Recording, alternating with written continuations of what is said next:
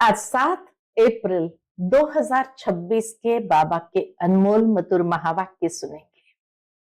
आज की मुरली में बाबा कहे, तुम बच्चे भी कहते हो ओम शांति और बाबा भी कहते हो ओम शांति।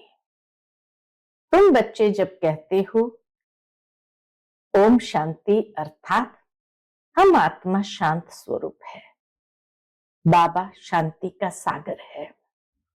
बाबा कहते तुम बच्चे भी मेरे साथ परमधाम के रहने वाले हो, फिर नीचे आते हो पार्ट बजाने। मैं भी पार्ट बजाने आता हूं, परंतु मुझे अपना कोई शरीर नहीं है, इसीलिए मैं इस रथ में प्रवेश करता हूं। बाबा ने आज एक बहुत सुंदर बात कही कि मान लो कि अगर सूक्ष्म वतन निवासी ब्रह्मा विष्णु शंकर में अगर शंकर से पूछा जाए कि तुम्हारा ये शरीर है, तो वो भी कहेगा कि हाँ, हमारा ये सूक्ष्म शरीर है। परंतु बाप कहते मेरा तो कोई शरीर नहीं है, मुझे शरीर का लोन लेना पड़ता है। तो बच्चों को कभी भी इस अलबेलेपन में नहीं आना है कि हम तो बाबा के है ही है और इसलिए हम तो याद में है ही है। बाबा कहे नहीं, तुम बच्चों को भी मेहनत करनी है याद करने की, और इसीलिए जब भी समय मिले एकांत में बैठो और बाप को बहुत प्यार से याद करना है। तो सुनते हैं आज के बाबा के अनमोल मधुर महावाक्य। ओम शांति। मीठे बच्चे, जब भी समय मिले तो एकांत में बैठ सच्चे माशूक को याद करो, क्योंकि याद से ही स्वर्ग की बादशाही मिलेगी। आज की मुरली से प्रश्न है, बाप मिला है तो कौन सा अलबेलापन समाप्त हो जाना चाहिए? उत्तर है, कई बच्चे अलबेले हो कहते हैं हम तो बाबा के है ही, याद की मेहनत नहीं करते, घड़ी घड़ी याद भूल जाती है। यह है अलबेलापन। बाबा कहते बच्चे, अगर याद में रहो तो अंदर स्थायी खुशी रहेगी, किसी भी प्रकार का घुटका नहीं आएगा। जैसे बांधेलियां याद में तड़पती है, दिन रात याद करती है, ऐसे तुम्हें भी निरंतर याद रहनी चाहिए। आज की मुरली से पहले गीत बजा है, तकदीर जगाकर आई हूं। ओम शांति। बाप ने बच्चों को समझाया है। क्या समझाया है? तुम भी कहते हो ओम शांति, बाप भी कहते हैं ओम शांति, अर्थात तुम आत्माएं शांत स्वरूप हो, बाप भी शांत स्वरूप है। आत्मा का स्वधर्म शांत है, परमात्मा का भी स्वधर्म शांत है। तुम भी शांति धाम के रहने वाले हो, बाप भी कहते हैं मैं भी वहां का रहने वाला हूं। तुम बच्चे पुनर्जन्म में आते हो, मैं नहीं आता।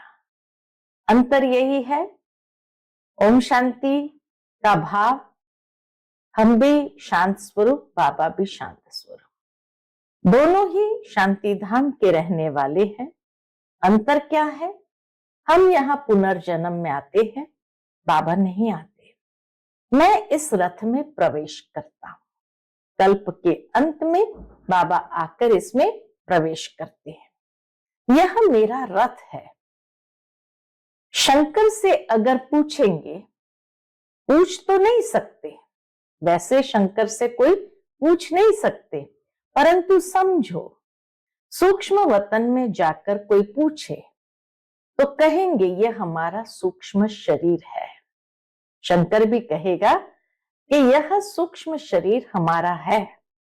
शिव बाबा कहते हैं यह हमारा शरीर नहीं है, यह हमने उधार लिया है, क्योंकि मुझे भी कर्मेंद्रिय का आधार चाहिए। समझाने के लिए बाबा को भी कर्मेंद्रिय का आधार चाहिए। पहली मुख्य बात समझानी है कि पतित पावन ज्ञान का सागर श्री कृष्ण नहीं है। श्री कृष्ण सर्व आत्माओं को पतित से पावन नहीं बनाते हैं, वह तो आकर पावन दुनिया में राज्य करते हैं। पहले प्रिंस बनते हैं, फिर महाराजा बनते हैं। उनमें भी यह ज्ञान नहीं है। रचना का ज्ञान तो रचता में ही होगा ना, रचना का ज्ञान तो रचता में ही होगा ना। श्री कृष्ण को रचना कहा जाता है, रचता बाप ही आकर ज्ञान देते हैं। अभी बाप रच रहे हैं, कहते हैं तुम हमारे बच्चे हो। तुम भी कहते हो बाबा हम आपके हैं। कहा भी जाता है ब्रह्मा द्वारा ब्राह्मणों की स्थापना, नहीं तो ब्राह्मण कहां से आए। सूक्ष्म वतन वाला ब्रह्मा कोई दूसरा नहीं है। ऊपर वाला सो नीचे वाला सो ऊपर वाला। सूक्ष्म वतन और स्थूल वतन दोनों में जो ब्रह्मा दिखाया है एक ही है। तो ऊपर वाला सो नीचे वाला सो ऊपर वाला एक ही है। अच्छा, विष्णु और लक्ष्मी नारायण भी एक ही बात है। वह कहां के हैं? ब्रह्मा सो विष्णु बनते हैं, ब्रह्मा सरस्वती ही सो लक्ष्मी नारायण। फिर वही सारा कल्प 84 जन्मों के बाद आकर संगम पर ब्रह्मा सरस्वती बनते हैं। लक्ष्मी नारायण भी मनुष्य है, उनका देवी देवता धर्म है। लक्ष्मी नारायण भी है तो दैवी मनुष्य, जिनका देवी देवता धर्म है। विष्णु को भी 4 भुजाएं दी है, ये प्रवृत्ति मार्ग दिखाया है। भारत में शुरू से ही प्रवृत्ति मार्ग चला आता है, इसलिए विष्णु को 4 भुजाएं दी है। यहां है ब्रह्मा सरस्वती, वह सरस्वती एडॉप्टेड बच्ची है।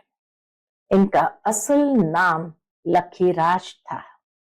ब्रह्मा बाबा का असल नाम लखीराज था। फिर इनका नाम रखा ब्रह्मा। शिव बाबा ने आकर इनका नाम रखा ब्रह्मा। शिव बाबा ने इसमें प्रवेश किया और राधे को अपना बनाया। इतना सुंदर तरीके से बाबा बताते हैं शिव बाबा आकर के कैसे राधे को भी अपना बनाया और नाम रखा सरस्वती। सरस्वती का ब्रह्मा कोई लौकिक बाप नहीं ठहरा, इन दोनों के लौकिक बाप अपने अपने थे। अभी वह नहीं है, ये शिव बाबा ने ब्रह्मा द्वारा एडॉप्ट किया है। तुम हो एडॉप्टेड चिल्ड्रन। ब्रह्मा भी शिव बाबा का बच्चा है। ब्रह्मा के मुख कमल से रचते हैं, इसलिए ब्रह्मा को भी माता कहा जाता है। तुम मात पिता हम बालक तेरे, तुम्हारी कृपा से सुख घनेरे। गाते हैं ना, तुम ब्राह्मण आकर बालक बने हो। इसमें समझने की बुद्धि बड़ी अच्छी चाहिए। हम ब्राह्मण आकर बाबा के बच्चे हैं, बालक बने हैं, तो बाबा कहे इसमें समझने की बुद्धि बड़ी अच्छी चाहिए। तुम बच्चे शिव बाबा से वर्षा लेते हो। ब्रह्मा कोई स्वर्ग का रचयिता व ज्ञान सागर नहीं है। ज्ञान का सागर एक ही बाप है। आत्मा का बाप ही ज्ञान का सागर है। आत्मा भी ज्ञान सागर बनती है, परंतु इनको ज्ञान सागर नहीं कहेंगे, क्योंकि सागर एक ही है। भले सारा ज्ञान हब कर लेते हैं, ब्रह्मा बाबा ने शिव बाबा का सारा ज्ञान अपने में समा लिया, फिर भी उनको सागर नहीं कहा जाता है, क्योंकि सागर की महिमा एक की ही है। तुम सब नदियां हो। सागर को अपना शरीर नहीं है, नदियों को है। तुम हो ज्ञान नदियां। कलकत्ता में ब्रह्मपुत्र नदी बहुत बड़ी है, क्योंकि उनका सागर से कनेक्शन है। उनका मेला बहुत बड़ा लगता है। यहां भी मेला लगता है। सागर और ब्रह्मपुत्र दोनों कंबाइंड है। यह है चैतन्य, वह है जड़। यह बातें बाप समझाते हैं, शास्त्रों में नहीं है। शास्त्र है भक्ति मार्ग की डिपार्टमेंट। शास्त्र को कहा बाबा ने, वह है भक्ति मार्ग की डिपार्टमेंट। यह है ज्ञान मार्ग, वह है भक्ति मार्ग। आधा कल्प भक्ति मार्ग की डिपार्टमेंट चली है, उसमें ज्ञान सागर है नहीं। परम पिता परमात्मा ज्ञान का सागर बाप संगम पर आकर ज्ञान स्नान से सबकी सदगति करते हैं। तुम जानते हो कि हम बेहद के बाप से स्वर्ग के सुखों की तकदीर बना रहे हैं। इस वक्त हम बेहद के बाप से स्वर्ग के सुखों की तकदीर बना रहे हैं। गीत भी था मुरली से पहले, तकदीर जगाकर आई हूं। तो बाबा कहे इस समय फिर आकर के हम बेहद के बाप से स्वर्ग की सुखों की तकदीर जगा रहे हैं। बरोबर हम सतयुग त्रेता में पूज्य देवी देवता थे, अभी हम पुजारी मनुष्य हैं। फिर मनुष्य से तुम देवता बनते हो, ब्राह्मण सो देवता धर्म में आए, फिर क्षत्रिय वैश्य शूद्र बने। 84 जन्म लेते लेते नीचे उतरना पड़ा है। यह भी तुमको बाप ने बताया है। कैसे हमने 84 जन्म लिया, ये सब कुछ बाबा ने हमें बताया है। तुम अपने जन्मों को नहीं जानते थे। 84 जन्म भी तुम ही लेते हो। जो पहले पहले आते हैं वही पूरे 84 जन्म लेते हैं। योग से ही खाद निकलती है।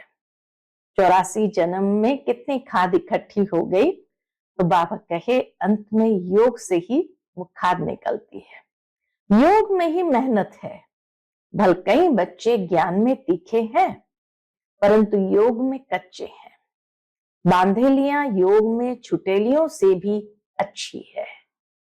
वो दिन रात बंधन के कारण जैसे बाबा को पुकारती है, दिल से याद करती है, तो इसीलिए बाबा कहे बांधेलियां छुटेलियों से भी योग में अच्छी है।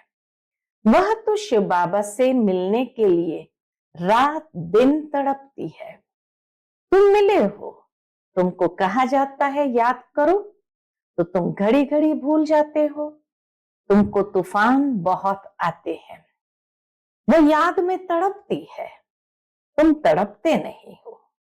बांधेलिया तड़पती है, बाबा कहे जो छुटेले हैं वो तड़पते नहीं है। उन्हों का घर बैठे भी ऊंच पद हो जाता है। तुम बच्चे जानते हो, बाबा की याद में रहने से हमको स्वर्ग की बादशाही मिलेगी। जैसे बच्चा गर्भ से निकलने के लिए तड़पता है, वैसे बांधेलियां तड़पते तड़पते पुकारती है, शिव बाबा इस बंधन से निकालो। कितना आज बाबा प्यार से बांधेली बच्चियों को याद करते हैं और कहते हैं घर बैठे बैठे भी ऊंच पद पा लेती है, दिन रात याद करती है। तुमको बाप मिला है तो तुम अलबेले बन पड़ते हो। हम बाबा के बच्चे हैं, हम ये शरीर छोड़ जाए प्रिंस बनेंगे।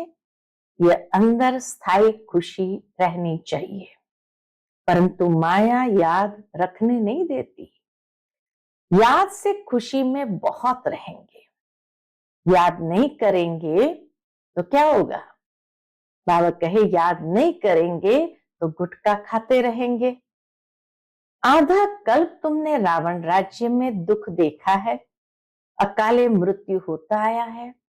दुख तो है ही है, बल कितना भी शाहूकार हो दुख तो होता है, अकाले मृत्यु हो जाती है। सतयुग में ऐसे अकाले नहीं मरते, कभी बीमार नहीं होंगे, समय पर बैठे बैठे आपे ही एक शरीर छोड़ दूसरा ले लेते हैं। उसका नाम ही है सुखधाम। मनुष्य तो स्वर्ग की बातों को कल्पना समझते हैं। दुनिया में लोग समझते हैं स्वर्ग की बातें माना ये कल्पना की बातें हैं। कहेंगे स्वर्ग कहां से आया? तुम जानते हो हम तो स्वर्ग में रहने वाले हैं। फिर 84 जन्म लेते हैं। ये सारा खेल भारत पर ही बना हुआ है। तुम जानते हो हम 21 जन्म पावन देवता थे, फिर हम क्षत्रिय वैश्य शूद्र बने, अब फिर ब्राह्मण बने हैं। यह स्वदर्शन चक्र बहुत सहज है। ये शिव बाबा बैठ समझाते हैं। तुम जानते हो शिव बाबा ब्रह्मा के रथ में आया है। जो ब्रह्मा है वही सतयुग आदि में श्री कृष्ण था। 84 जन्म ले पतित बने हैं, फिर इनमें बाप ने प्रवेश कर एडॉप्ट किया है। खुद कहते हैं मैंने इस तन का आधार ले तुमको अपना बनाया है, फिर तुमको स्वर्ग की राजधानी का लायक बनाता हूं। जो लायक बनेंगे वही राजाई में आएंगे। इसमें मैनर्स अच्छे चाहिए, मुख्य है ही पवित्रता।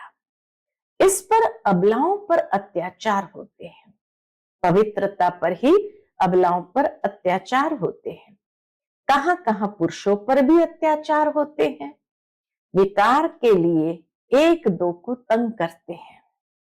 यहां माताएं बहुत होने के कारण शक्ति सेना नाम गाया हुआ है। वंदे मातरम।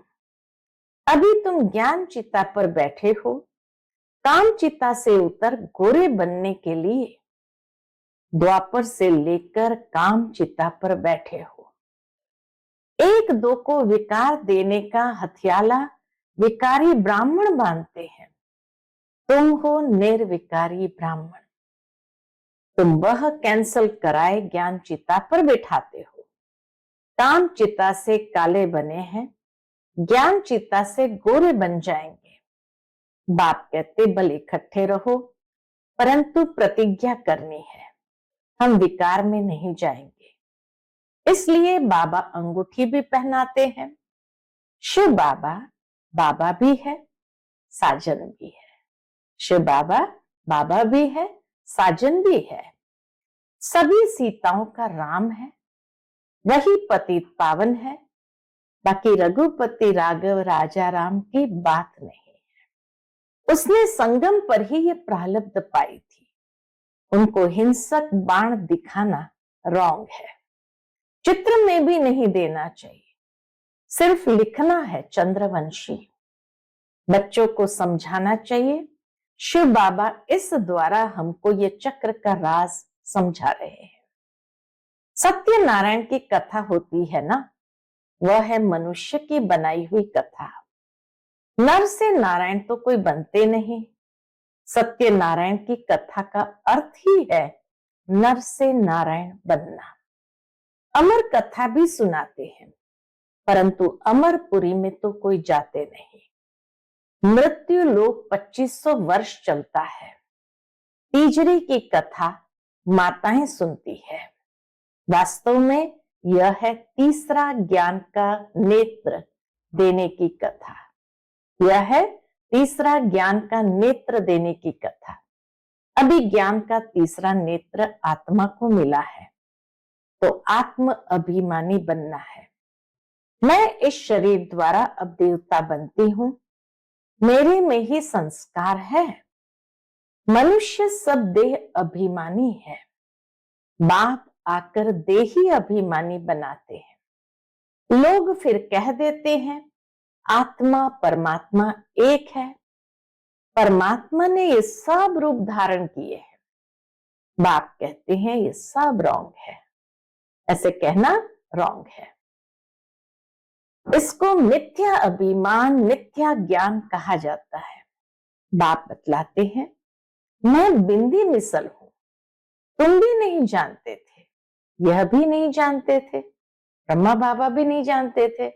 अभी बाप समझाते हैं इसमें संशय नहीं आना चाहिए, निश्चय होना चाहिए। बाबा जरूर सत्य ही बोलते हैं। संशय बुद्धि विनश्यन्ति, वह पूरा वर्षा नहीं पाएंगे। आत्म अभिमानी बनने में ही मेहनत है। खाना पकाते बुद्धि बाप के तरफ लगी रहे। हर बात में ये प्रैक्टिस करनी चाहिए। रोटी बेलते अपने माशूक को याद करते रहना, ये अभ्यास हर बात में चाहिए। जितना समय फुर्सत मिले याद करना है। याद से ही तुम सतो प्रधान बनेंगे। 8 घंटा कर्म के लिए छुट्टी है। बीच में भी एकांत में जाकर बैठना चाहिए। तुम्हें सबको बाप का परिचय भी सुनाना है। आज नहीं सुनेंगे तो कल सुनेंगे। बाबा कहे सबको बाप का परिचय सुनाना है, मानो आज नहीं सुनेंगे कल सुनेंगे। बाप स्वर्ग स्थापन करते हैं। हम स्वर्ग में थे, अभी फिर नरकवासी हुए हैं। अब फिर बाप से वर्षा मिलना चाहिए। भारतवासियों को ही समझाते हैं, बाप आते भी भारत में ही है। देखो तुम्हारे पास मुसलमान लोग भी आते हैं, वो भी सेंटर संभालते हैं। कहते हैं शिव बाबा को याद करो। सिख भी आते हैं, क्रिश्चियन भी आते हैं, आगे चलकर बहुत आएंगे। यह ज्ञान सबके लिए है, क्योंकि यह है ही सहज याद और सहज वर्षा बाप का। परंतु पवित्र तो जरूर बनना पड़ेगा। बाबा का वर्षा है, लेकिन बाबा कहे पवित्र जरूर बनना पड़ेगा। देदान तो छूटे ग्रहण। अभी भारत पर राहु का ग्रहण है, फिर बृहस्पति की दशा शुरू होगी। प्रैक्टिकल इस समय दिखाई देता है बृहस्पति की दशा शुरू हो गई है 21 जन्मों के लिए।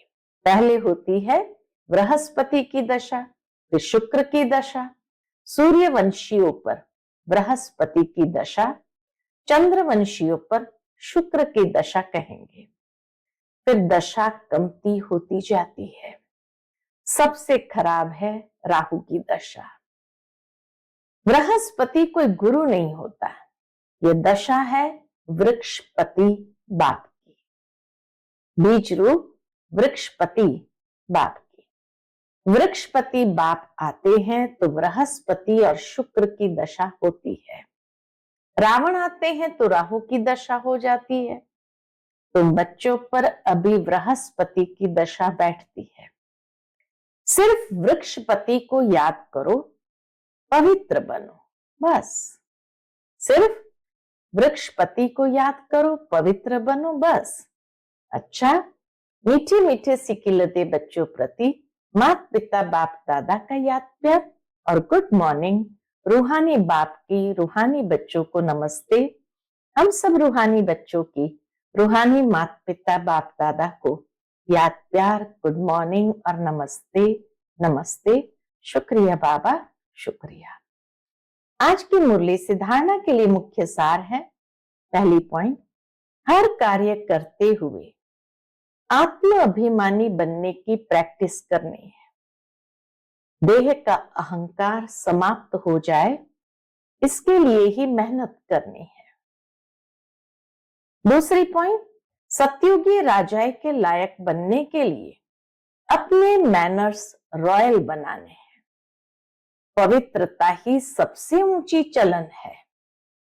पवित्र बनने से ही पवित्र दुनिया के मालिक बनेंगे। आज का बाप दादा का मधुर वरदान हम बच्चों के प्रति है। करण करावनहार की स्मृति द्वारा सहज योग का अनुभव करने वाले सफलता मूर्त भव। करण करावनहार की स्मृति द्वारा सहज योग का अनुभव करने वाले सफलता मूर्त भव। कोई भी कार्य करते हैं यही स्मृति रहे, इस कार्य के निमित्त बनाने वाला बैकबोन कौन है। बिना बैकबोन के कोई भी कर्म में सफलता नहीं मिल सकती। इसलिए कोई भी कार्य करते सिर्फ ये सोचो, मैं निमित्त हूं, कराने वाला स्वयं सर्वसमर्थ बाप है। ये स्मृति में रख कर्म करो तो सहज योग की अनुभूति होती रहेगी। फिर यह सहज योग वहां सहज राज्य कराएगा, यहाँ के संस्कार वहां ले जाएंगे। आज का स्लोगन है, इच्छाएं परछाई के समान है, आप पीठ कर दो तो पीछे पीछे आएगी। इच्छाएं परछाई के समान है, आप पीठ कर दो तो पीछे पीछे आएगी। आज का अव्यक्त इशारा है, महान बनने के लिए मधुरता और नम्रता का गुण धारण करो। उसके अंतर्गत बाबा कहते, मधुरता ऐसी विशेष धारणा है जो कड़वी धरनी को भी मधुर बना देती है। आप सभी को बदलने का आधार बाप के दो मधुर बोल है, मीठे बच्चे तुम मीठी शुद्ध आत्मा हो। इन दो मधुर बोल ने ही बदल दिया। तुम मीठी शुद्ध आत्मा हो, इन दो मधुर बोल ने ही बदल दिया। मीठी दृष्टि ने बदल दिया। ऐसी ही मधुरता द्वारा औरों को भी मधुर बनाओ। ये मुख मीठा करो। सदा इस मधुरता की सौगात को साथ रखो। इसी से सदा मीठे रहेंगे और मीठा बनाएंगे। इसी से सदा मीठा रहेंगे और मीठा बनाएंगे। अच्छा, ओम शांति।